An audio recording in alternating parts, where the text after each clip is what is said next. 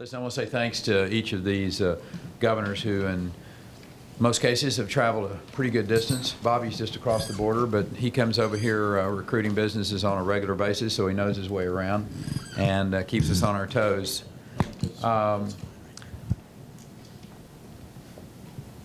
The task today is to obviously talk about the economy in the United States and frankly the economy in the world, and how these four states influence that as they rightfully should. But before we talk about these states in specific and the energy industry, we need to take a look at what's going on in this country. And America's in the midst of the most anemic economic recovery in 75 years. We've got more people on food stamps in history.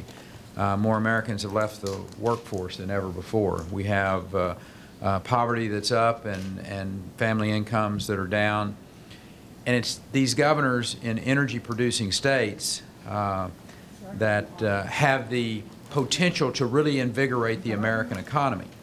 And there's just absolutely hundreds of thousands of jobs that we could unleash across this country with the exploration and the movement of energy resources and in the energy industry. So, but the fact is these jobs are never going to materialize as long as President Obama continues to wage this war on American energy simply to appease what appears to me to be a tiny sliver of environmental extremists. And today we are calling on the President of the United States to end his war on the energy industry, because it will lead to greater reliance on foreign oil. Now, I'm obviously not against all foreign oil. I happen to think that Canadian oil is a good thing, and opening up the XL pipeline is very good policy for America. But if he continues on this path, we're going to have higher electricity bills. We're going to have fewer jobs for American workers. The President wants Americans to believe in this false dichotomy that you have to choose between a growing economy or a healthy environment. And the fact is we can balance the need to protect the air that we breathe and the land that we work, the water that nourishes our land and our bodies, with the need to grow our industrial base and create jobs. And we can do it without the President's unwarranted, unmanageable, and I might say unconstitutional power grab. And these states, amongst others, are irrefutable proof of that. For example, since the turn of the century, 21st century, Texas has created 37% of all the private sector jobs in the United States. We've improved air quality in this state. The air is cleaner today than it was in 2000, without draconian regulations that the President is proposing. Our population has grown by more than 1,000 people per day, every day, during that period of time. And we've still managed to reduce the nitrous oxide levels by 62%, the ozone levels by 23%, which I might add is better than the national average. And the people in this part of the state, in Harrison and Galveston County, know the progress that's been made in that area. We have now more capacity to generate wind than any other state in the nation. And I might add, more than all but 5 other countries. We've doubled our oil production in the last 3 years. We account now for 1/3 of the domestic production. Republican governors know how to balance economic growth and the environment. So if the Obama administration really wants to help, the best thing they can do is get out of the way and keep doing what we're already doing, which is to allow this country to actually get back to work. Stop trying to ban coal, which provides 40% of the American electricity. I wish this President would believe in America again. I wish this President would believe in our ability to innovate again, to find the solutions that seem to beyond his mind, but American innovation is how that's going to be done. This administration needs to stop delaying the Keystone Pipeline and help create 40,000 jobs in this country. And this administration needs to stop the out-of-control EPA, those bureaucrats who are obsessed with micromanaging the air that we breathe and, again, our land and our water. This president says that he believes in an all-of-the-above approach to American energy. It's time for him to keep his word and to do what he says rather than some political agenda that is killing American jobs. So with that, I'm going to pass this over to our neighbor to the east and an amazingly good competitor, a great governor, Bobby Jindal. Thank you, Rick. Excuse me. I want to thank Rick for not only hosting us, but the great job he's done here. Texas has certainly outperformed the rest of the country economically thanks to his conservative and principled leadership. You know, we're here today, these 4 governors representing 4 states that have done better than the national economy, 4 states that play a critical role in providing energy to the rest of the country. And we're here united to make one very important point. We want to send a loud message to the President, to the Obama administration, to the bureaucrats in Washington, D.C. And that message is this. We need Washington to get out of the way. We need Washington to stop its war on affordable energy. A lot has been written about the war on coal. That's just the first step. This president will also then wage war. First it's coal, then it's going to be oil and gas. Make no mistake about it, this administration's policies, this administration's regulations, this administration's rhetoric are all aimed at making energy more expensive, more scarce in America. Now, you heard Rick cite these statistics. We're in the middle of an anemic recovery in this country. The president's trying to convince people that 2% economic growth is a real recovery. We're now at a point in our country where we're at an historic low for the percentage of people participating in the American workforce. And yet this president's declaring victory. The reality is, you look at the states represented here, our unemployment rates are lower, our GDP rates, growth rates are faster, and it's not because of federal spending and borrowing. It's because we're growing private sector jobs in our states. This could be happening all over America. The reality is this president's been very clear. He wants energy to be more expensive. He said it in his campaign. You go back to 2008, he actually said electricity rates would actually be higher under his policies. You go back to 2008, he and Joe Biden both said that they wanted to bankrupt in different ways and different words, basically made the point they wanted to bankrupt anybody that wanted to build a new coal facility in this country. You listen, not only their rhetoric, you look at their policies. This is an administration for 5 years has been studying the Keystone Pipeline. There's nothing left to study. Their own administration concedes this won't have any negative impact on the environment, and yet it could produce tens of thousands of construction jobs, could bring crude oil into our country to be refined, could strengthen our relationship with our closest ally, the Canadians. Instead, after 5 years, we continue to tell the Canadians we're not ready to make a decision, driving them closer and closer to the Chinese instead of sending their crude oil here. This is an administration that tries to take credit for increasing oil and gas production, even though that production has declined on federal lands. This is an administration that just issued some ridiculous EPA rules that go beyond the EPA's power and are based on faulty calculations that will continue to increase the cost of energy in our country.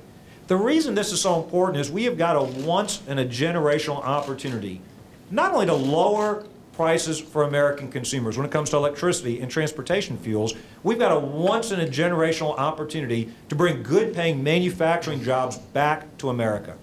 Now, in Louisiana, we're proud of our exploration production jobs. We're proud of our refining jobs. Our unemployment rate's the lowest in the South. Our economy has grown faster than the national, the southern economies. Indeed, our per capita income is higher than it's ever been before. And we've done that without more federal borrowing and spending. We've done it by growing the private sector economy. But what we're seeing in Louisiana, and what we could be seeing all over America, is reinvestment in the steel industries, in the fertilizer industries.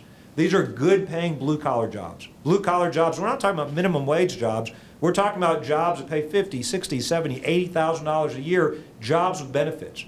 And these are jobs benefiting our engineers. These are jobs benefiting our graduates from our community and technical colleges. These are jobs for literally thousands and thousands of Louisianians. And this could be happening all over our country if this administration would simply get out of the way. So you've got 4 governors here with 4 states that are involved in producing energy for the rest of the country, 4 states that have done better than the national economy, saying to the President of the United States, put aside the radical ideology. Instead, focus on creating good-paying jobs right here in America. The problem with the President's radical policies and regulations are that they will produce good-paying jobs, except they'll produce those good-paying jobs overseas instead of right here in America. I'll close with this observation. You know, there was a saying in Louisiana, we'd often hear folks say, well, help is coming tomorrow. You know, when the President says the recovery is coming tomorrow, it doesn't mean the recovery is coming tomorrow. It just means it's not coming today. He says over and over, give him another stimulus bill, give him another $1 trillion, give him more taxes, more borrowing, and he'll finally get the economy growing. It hasn't worked. He can get the economy growing. He can put Americans back to work by embracing affordable energy. This President simply wants energy to be more scarce, more expensive. That doesn't work for America's economy. That doesn't work for American manufacturing. And it's my privilege to be able to introduce my good friend, Jack Dalrymple, the governor of the great state of North Dakota. For now several quarters, for years now, North Dakota has led the country with the lowest unemployment rate, with some of the fastest GDP growth, showing the power of what affordable energy can do right here at home in terms of growing our economy. Thank you for being with us, Jack. Bobby, thank you very much. And I think that it's interesting that the 4 states that are represented here today in very rough terms represent about half of the energy production in the United States. So it does make a big difference what the states are allowed to do, what they can do for the country. And we believe in North Dakota that we have a once-in-a-lifetime opportunity to change the entire picture of the energy balance of power in the world. We believe that the United States, with its ally Canada and a little bit of help from Mexico, will be truly energy independent within the next few years.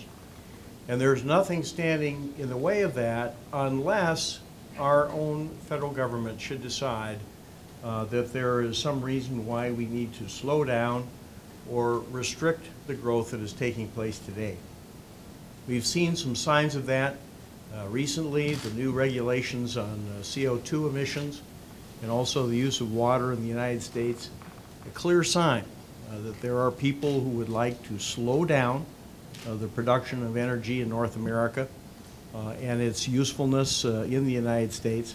Why would we do that? Why ever would we do that? What is the alternative? Look at the situation in Iraq and think about how much money the United States has committed already to the situation in Iraq. It's in the trillions of dollars.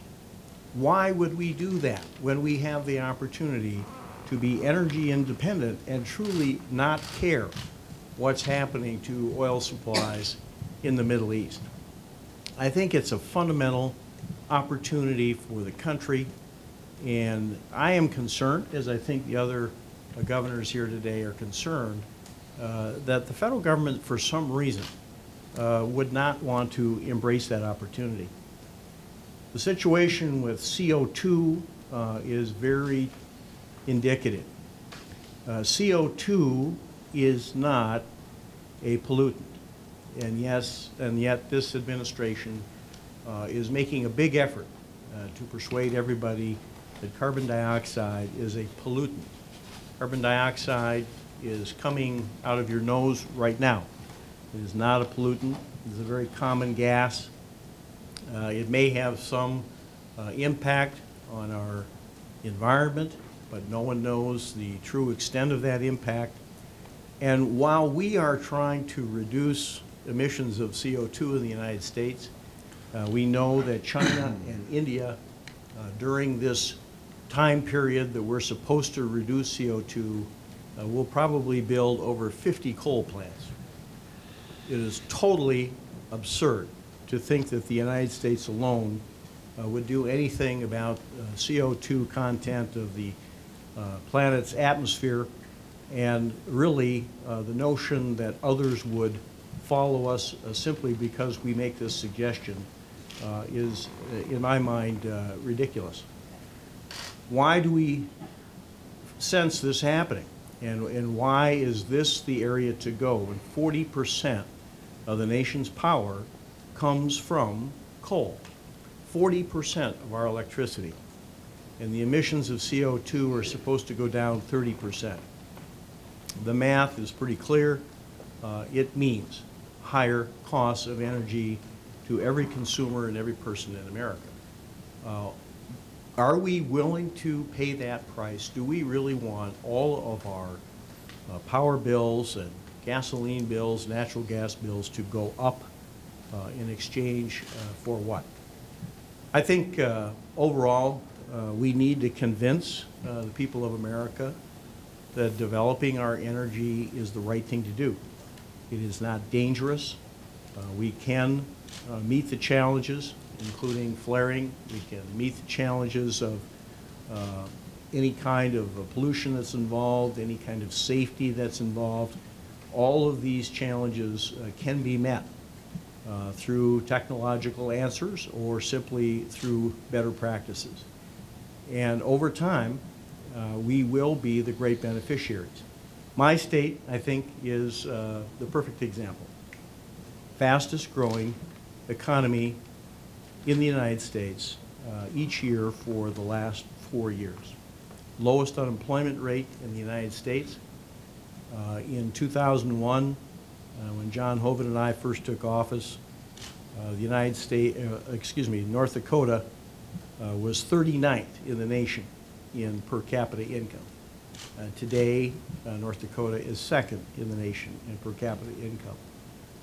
Our growth rate in 2013, GDP growth rate, 9.7%, number one in the nation. And yet only only 1/3 of that amount attributable to mining and oil and gas. The other 2/3, other sectors of our economy. We believe that the opportunity exists to expand our economy, create fabulous jobs, create low-cost energy for everyone, and really get our economy going. The United States GDP growth, by the way, was 1.8%. So with that, let me turn it over to Governor Meade. Matt Meade of Wyoming is a state similar to North Dakota in many ways.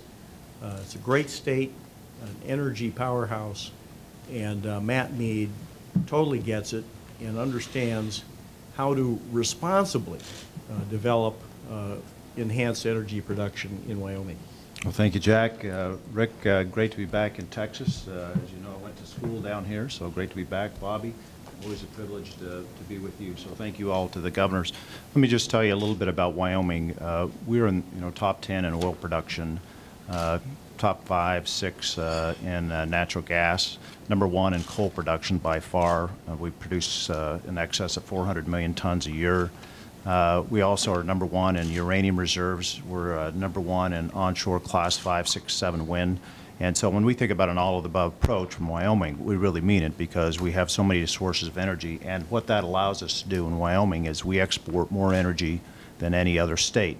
Now, Texas produces it a little more, but we export more than Texas.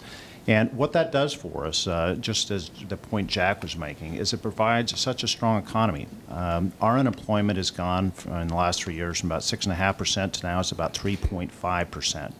Our GDP growth rate is second in the nation, only to my friend Jack in North Dakota. We have an ability in our state to have low taxes, and in fact, we have the lowest taxes in the country.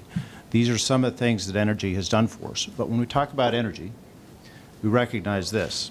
Because it touches the cost of everything that we do, not just heating and cooling, but the cost of manufacturing, the cost of our roads, the cost of our automobiles, and importantly, the cost of our food. When we talk about getting the energy strategy, the energy policy right in this country, what we're really talking about is a human rights story. And in Wyoming, I'm proud to say that we have the lowest poverty rate when it comes to our kids and fourth lowest as it comes to adults. That is what a strong economy allows you to do. And so as I see EPA's actions and I see the administration's actions as it comes to energy, Certainly energy independence is a high priority. But beyond that, it is just what is it going to do to our citizens? Because as you say, well, you're going to raise the price of electricity for grandma or for my grandkids by $50 a month. That is just the tip of the iceberg. You're also putting them at a competitive disadvantage. If we want our kids to have the best chance of realizing the American dream, we also have to ask this: what can get them there? And in the United States, being competitive not just in what we pay for electricity bills, but what we can do in terms of manufacturing, that is what we can do for the next generation and having them realize the American dream. We are blessed with these resources. Coal produces 40% of electricity in this country. Wyoming provides coal to 35 states. It's a wonderful thing. We're proud of the fact that we help fuel and feed the country. And we do so because in a way that provides affordable electricity, and in doing so helps all of the country. So when we see the plan for new CO2 emissions, when we see the plan on regional haze, when we see what they're trying to do on waters of the U.S., it certainly should draw the question not only for us as governors, but every citizen in the country ought to be asking the question, how is this going to impact me? And it's not just the electrical bill, it's the cost of everything.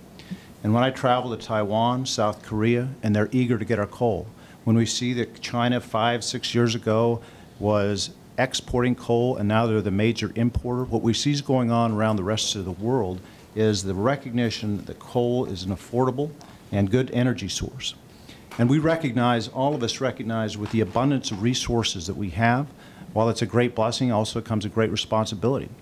And this is the other thing that is frustrating when I see what this administration is doing. If you want to do this, if you care about the environment, you should be leaving it in large part to the states and what the states can do.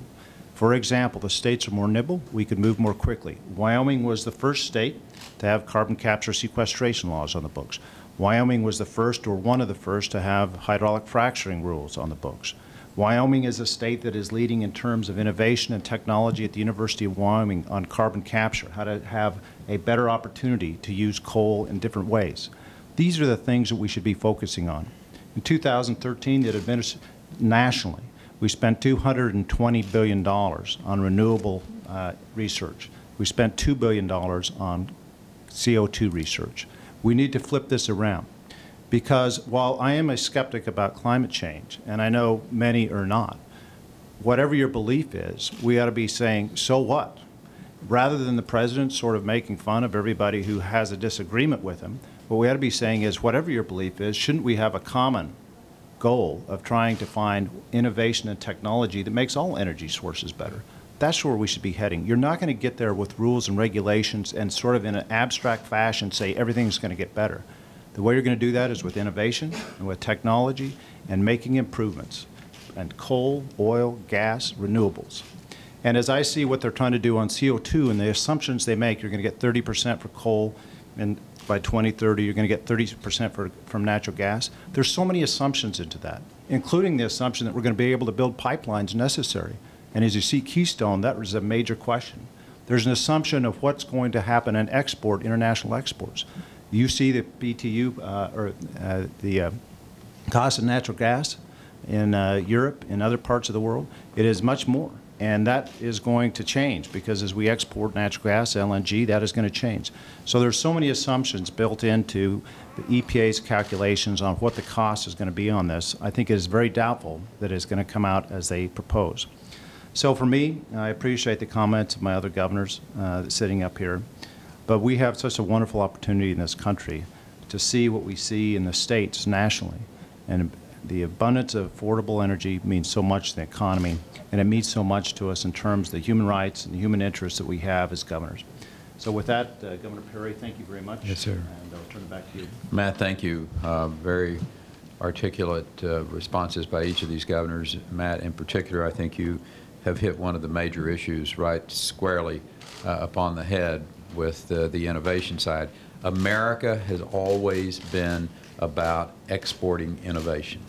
If we're serious about finding solutions to the challenges that we have globally, the United States economy must maintain its ability to create that wealth that in turn will employ these individuals and in turn turn out the innovation. So, and if a manufacturing renaissance is going to occur in this country, which many see as a very great potential for us with what's going on in countries where we've offshored a lot of manufacturing over the last 2 decades, to bring that back onshore because we're driving down the cost of energy, because of the instability and the cost of labor going up in those countries, then having an energy policy across this country that is pro-energy is very, very wise. So with that, we're going to open it up to any questions that we have, and you have first bite of the apple. Thank you. This is Edward Pump, Energy Wire here in Houston. This question actually is for Governor Perry, before for anyone, but Governor Perry, some observers have suggested that Texas businesses actually could benefit in some ways from policies that sort of promote wind or natural gas. Any response to that, and how do you think Texas would fare under, the new EPA rules? Well, let me say from the standpoint of rules that the EPA had nothing to do with, Texas is now the leading wind energy producing state in the nation, as I said in my remarks, producing more wind energy than all but 5 other countries. That was because of policies that were put in place in this state. It was because of policies that allowed the CREZ lines to be developed and bringing that wind energy from the western part of the state to the eastern part of the state where the population is. So we really don't need, and I will suggest to you, you don't have to look any further than healthcare or education policies to know that one size fits all is not a solution for these states. We are very diverse country, and what may work in Louisiana may not work in Massachusetts. What may work in California may not work in Arkansas. So allowing those states to have the flexibility to decide what's in their best interest, and to force these regulations upon the states. You may be able to pick and choose and say, well, this may work well in Texas, but the fact is it's going to destroy hundreds of thousands of jobs. I think that is indisputable, that this is what this president's doing. He is picking between a radical environmental agenda and jobs for Americans. Those young people that he made the pitch to over the weekend, that you need to get on my program, need to really think what he's doing to their future. Because what he's saying to them is, you may not have a job because of these policies that I'm going to put into place. I don't think that's fair. I don't think that's appropriate. I think that is incredibly short and short-sighted, both in the short term and in the long term. So I just think this may be the fight of our lifetime, of whether or not America is going to be energy independent, whether we're going to continue to allow countries that don't have our best interest in mind to control the future of this country because we refuse to develop the energy resources that we have in this country. Governor, the assumption is this new greenhouse gas rule would force most energy producers to switch from coal to natural gas. Is that really a bad thing for major energy producing states like Texas and Louisiana and North Dakota? Well, wouldn't that create business? 40% of the energy, well, actually, I think about 37.6% of the energy produced in Texas is by coal-powered plants. Now, you want to discombobulate the manufacturing future of this country, do what you've just said from the standpoint of where to move this country to. The idea that we should be picking and choosing, particularly Washington picking and choosing, is just outside of the realm of thoughtfulness from my perspective, and certainly outside the realm of economic viability. Texas wouldn't benefit from energy producers going to natural gas across Listen, the country? I think it's time for us not to just look at what's in, my state's best interest to what's in this country's best interest. And I will suggest to you, having an all-of-the-above energy strategy is what we need to look at from the standpoint of America's energy security. This isn't about Texas energy security. We're going to be all right. And the reason we're going to be all right is because we have pretty much an all-of-the-above energy strategy. So I think trying to pit one sector against the other is not in anybody's best interest as well. Bobby? Yeah, I just want to add something to that point, because you talked about Louisiana is a large natural gas producer. When you combine our offshore as well as our onshore production, one of the largest natural gas producers for the country, and we're not a huge coal producer. I would make 3 points about this. One, the EPA rules and their calculations make absolutely no sense. So, for example, in Louisiana, we get a little under 20% of our power from coal. Our utilities, a lot of that coal is imported into our state and burned to produce electricity. Despite that, the EPA is requiring us to reduce our emissions by 40%. Now think about that. We got like one of the 11th largest reductions in the country, and we're already a state that gets we get over half of our power from natural gas, and we get much of our power from nuclear power. So one, the EPA calculations don't make sense. And if this administration really wants to wage an explicit war on coal, they should just say so, and let's have that debate. And let's go have that debate in Congress. Let's not use their bureaucrats. Let's not use the EPA to do this implicitly, but they haven't even done it correctly. Again, the calculations, we've asked the EPA directly, how do they come up with their number for Louisiana? Even the environmental groups have asked them, how do they come up with these calculations? And it doesn't make sense. The second point I'd make is you already see in some places a shift from older, less efficient plants to newer, more modern plants. And sometimes that's meant going from older coal plants to newer natural gas plants. That's happening because the marketplace is dictating that. And that's the way it should happen. It should happen based on the marketplace, not a one-size-fits-all government approach. But here's my third and final point, to echo what Rick said.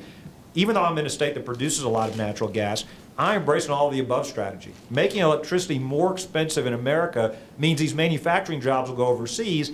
As an example, Nucor is building a large steel facility in my state. They just completed the first phase. If they do all 5 phases, it'll be over a $3 billion investment.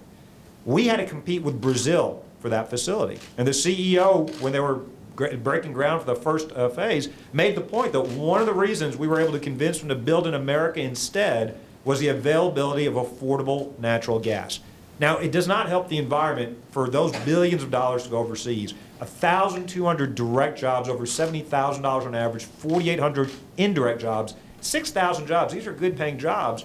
If we make electricity more expensive, those energy-intensive industries, those manufacturing industries, go overseas. That doesn't help Texas. That doesn't help Louisiana. That doesn't help any state. So an all-of-the-above strategy is the only way to keep electricity affordable, to keep American business competitive. Whatever your views on the different debates going on, it doesn't make sense for America to disarm unilaterally. To unilaterally make it more expensive to create good-paying jobs in our country makes absolutely no sense. Yeah, great.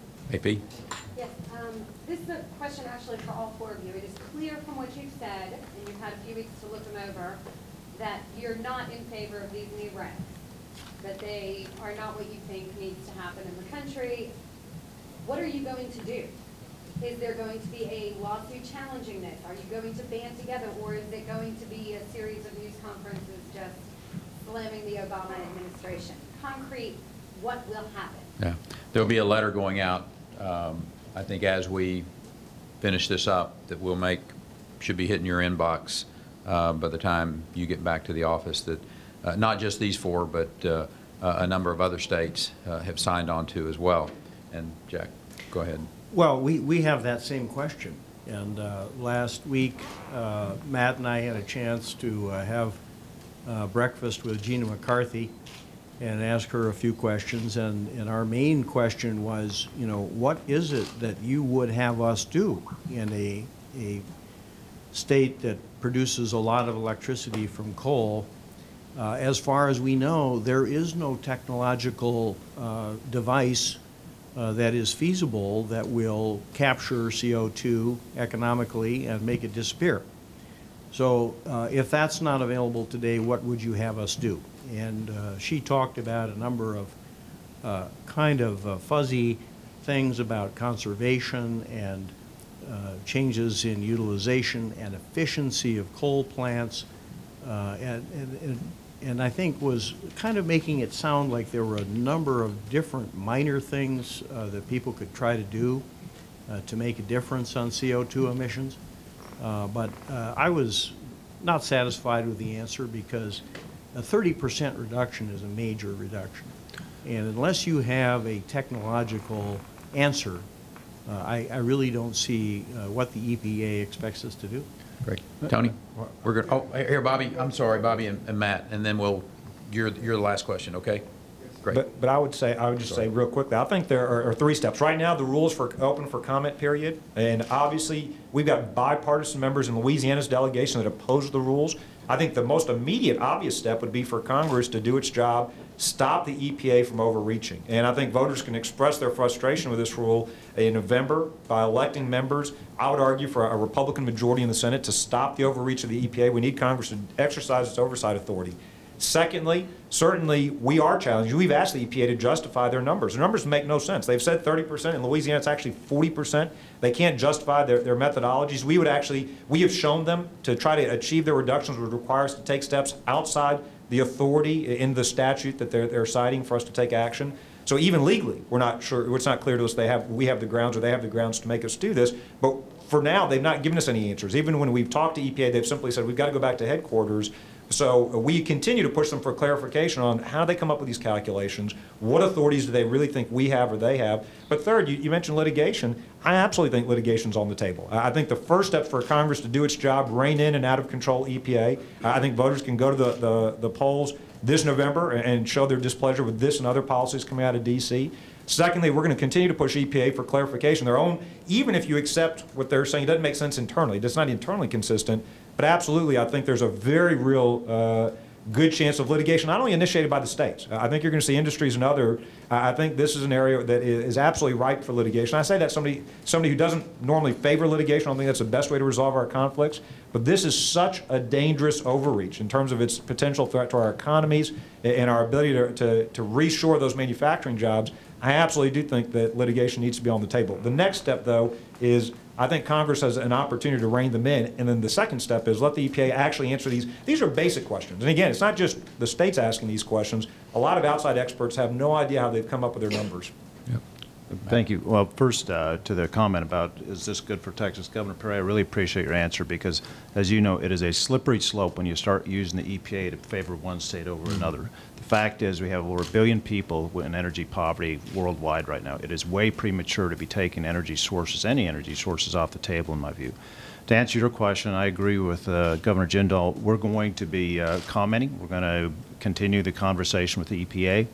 But you know, we view this as problematic for Wyoming. But the bigger question, the more important question, is we view it as problematic for the country.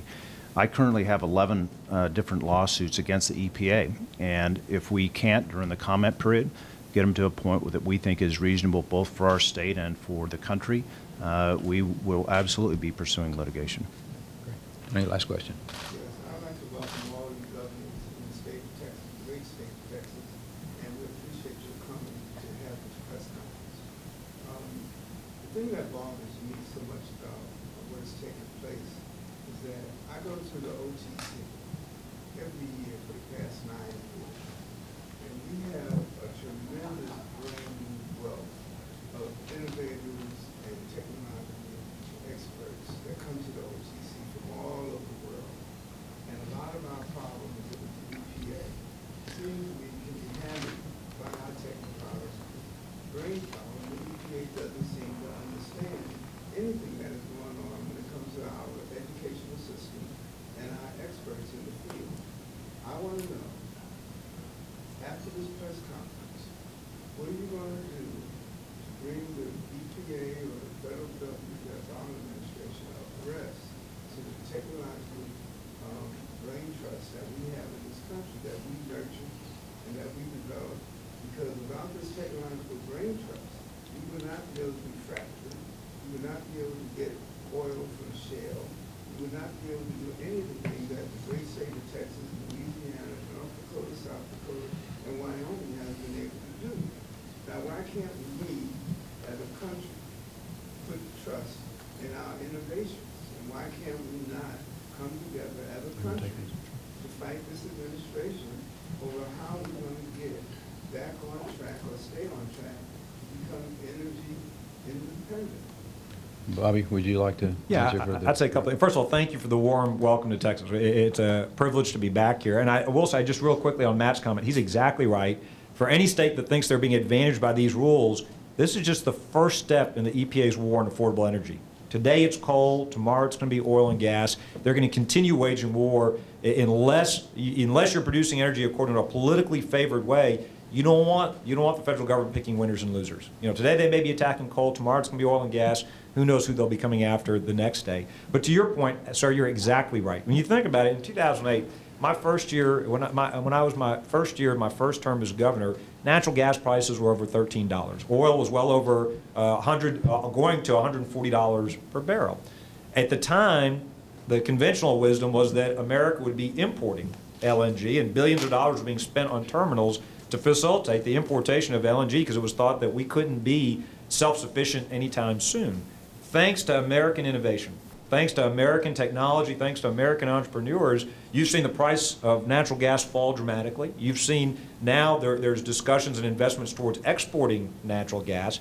And you actually see that our petrochemical industry, which is gas-based versus Europe's oil-based industry, is much more advantaged.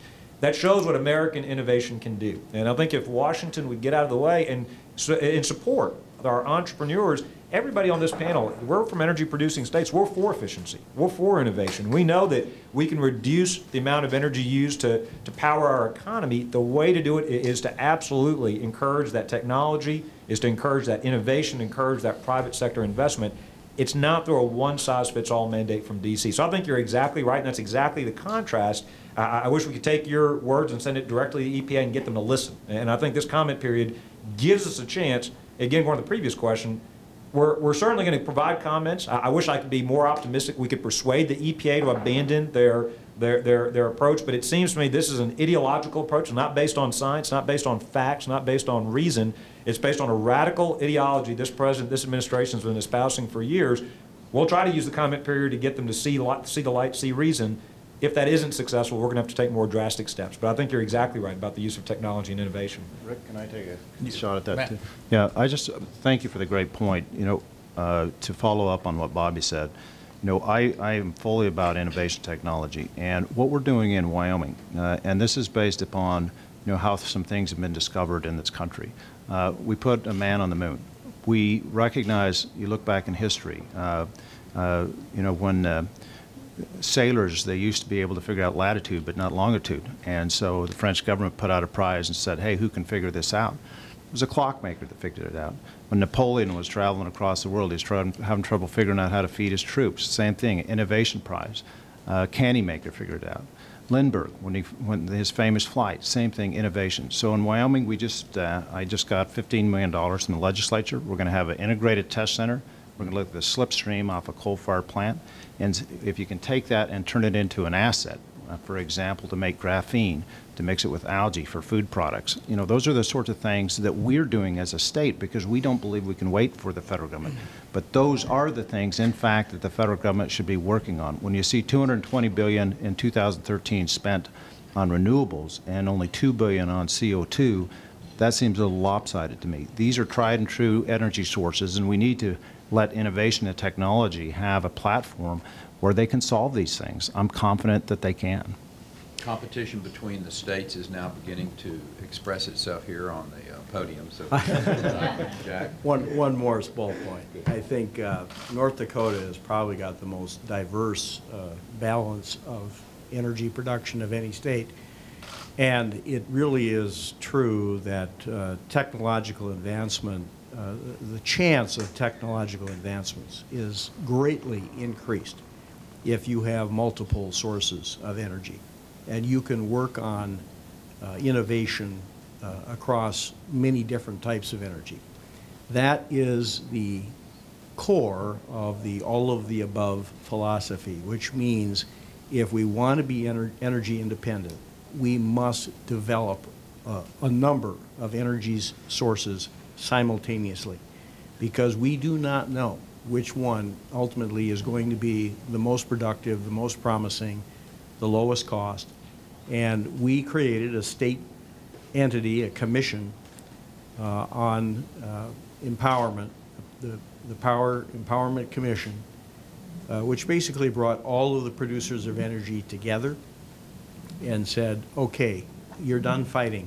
It's time to talk about how to work together on the big picture. And for the first time ever, we had ethanol talking to oil and gas. We had wind talking to coal. And you have to keep bringing up all the different sectors. In North Dakota, If we had thought wind and ethanol would hurt oil and gas and hurt coal, would we have developed it to the extent that we have? And now, because we did, they've made incredible investments in wind, in lowering the cost per megawatt, in ethanol and lowering the cost per gallon. You have to continue to develop all the different sources. Great. Last Thank you. question. We'll try to give you a brief. I'll make it quick. The American Lung Association credits EPA regulations over the last decade with improving air quality in this city, Houston, and other parts of the country. Isn't that what the EPA is supposed to be doing? Well, I'll suggest to you that the EPA was not the driver of that, that the policies that were made at the state level were the reason that occurred, not because of EPA regulations. So the American Lung Association is wrong or off base? Well, I think they're probably ill-advised in really looking at what's happened. I would suggest to you they probably don't know the facts as well as they should. And if they will look at the real cause and effect, they will find that the decisions that were made by the private sector with incentives from the state are what removed those dirty burning diesel engines from, it wasn't EPA forcing their regulations on them, it was the state of Texas. The reason that we went from 62% reduction of NOx, 23% of ozone, was substantially more because of the incentive-based programs that we put in the state rather than EPA regulations. Thank you all for coming and being with us today. Thank you, Governor.